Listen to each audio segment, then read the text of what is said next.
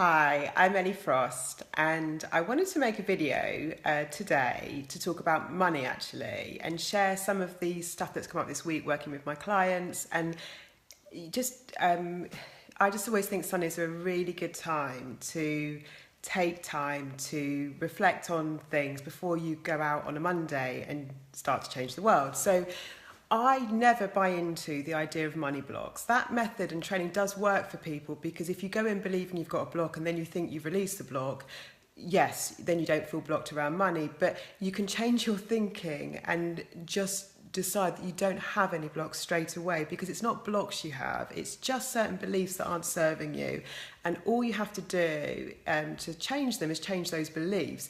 I find it very unhelpful to tell people they're blocked in any area of their life, and I live by telling myself I'm never blocked. And since I've maintained this sort of belief of everything is available to me and I'm never blocked in any way, I now have a constant stream of abundance through relationships, money, whatever I'm wanting to attract, because I never believe or buy into an idea that I'm blocked, but I do work on my belief system. So there was two conversations I had this week with clients that were not about money, but that really demonstrated their money beliefs. One was with one that's really, really successful, but she was telling me a story about someone that she connected with, and she said, I think we get on because we're both struggling.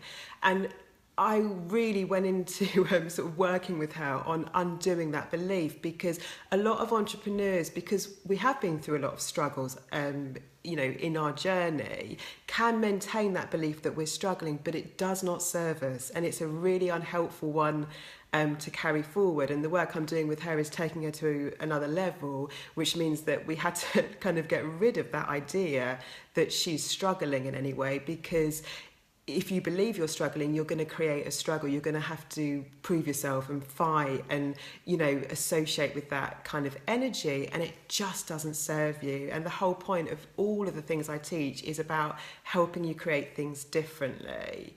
So if you've got any beliefs around struggling, even if that's been your reality, now's the time to change them. Change yourself into believing that things can come to you with ease and grace and flow. And if you can't get there, if that's too much of a stretch because you just can't see that right now, just tell yourself, I am willing to believe that things can come to me so easily and in flow, and there's no struggle, in my life, because it does change things. I live by everything's available to me at any time, all the resources I need, all the information I need, all the people I need, and that's changed my life. The second conversation I had was with a coach who's my client, and she's really good. She's a really good coach, but just as an aside comment she made to me was, well, you know what the coaching industry is like, it's feast or famine.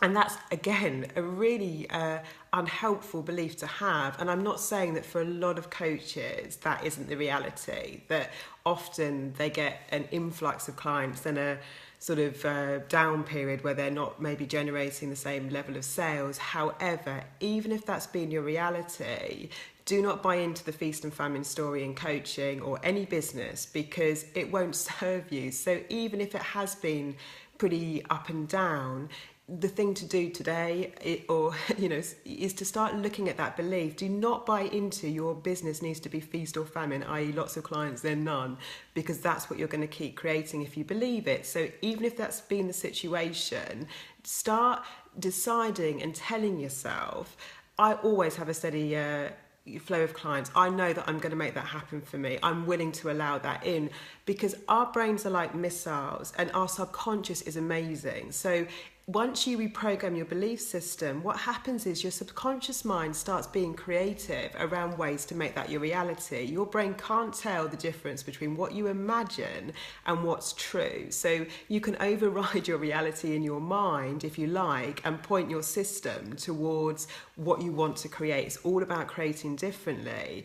And the benefit of that is that if you start reinforcing these new beliefs in a way that you can believe in them, and if it's too much of a stretch to say the opposite of your reality, just say, I'm willing for this to happen, because your brain subconsciously is going to also be on your side to help you start achieving that and making it real. So I wanted to share that one just based on these conversations this week, and I hope You have a great Sunday. And if anyone's asked to kind of, I suppose, hi Bev, look at their underlying beliefs, it's very hard for any of us to be really truly aware of what those subconscious beliefs are. The way you find out what they are is through your language. So pick up on your language, see what words you use around things like money, because that's going to tell you what your underlying belief is. That's how you dig into it. So really watch your language to know what's really going on, and that will change your circumstances and what you can create.